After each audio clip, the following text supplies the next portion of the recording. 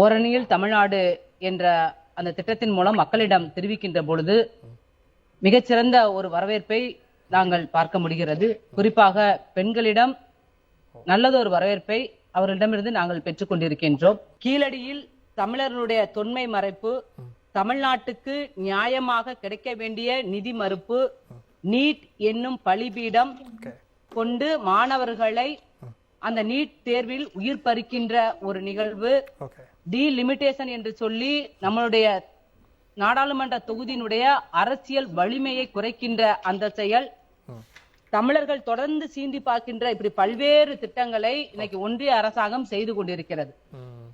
இவற்றையெல்லாம் எதிர்ப்பதற்கு நாம் தமிழ்நாடு ஓரணியில் நின்று ஒன்றிய அரசாங்கத்தை, பாசிசத்தை வேரோடு இந்த மண்ணிலிருந்து அகற்றப்பட வேண்டும் என்பதற்காக ஓரணியில் தமிழ்நாடு என்ற திட்டத்தை துவங்கி 2 நாட்களாக மக்களை நாங்கள் சந்தித்துக் கொண்டிருக்கின்றோம்.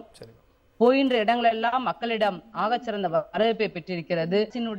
திட்டங்களில் ஏதாவது ஒன்று உங்களுக்கு கிடைத்திருக்கிறதா என்று நாங்கள் கேள்வி கேட்கின்ற நேரத்தில் அவர்கள் சொல்கின்ற முதல் வார்த்தை, நாம் மகளிர் உரிமை தொகை கிடைத்திருக்கிறது என்று பெருமையோடு சொல்கிறார்கள்.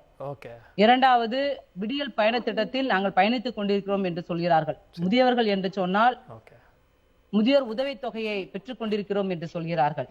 முதியவர்கள் என்று சொன்னால் மருந்து மாத்திரைகள் எங்கள் இல்லங்களிலே கிடைக்கிறது என்று சொல்கிறார்கள்.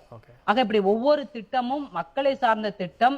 ஆம் என்று சொல்லக்கூடிய அத்தனை திட்டங்களையும் நம்முடைய முதலமைச்சர் அவர்கள் ஒவ்வொரு இல்லத்திலும் கொண்டு போய் சேர்த்திருக்கிறார்கள்.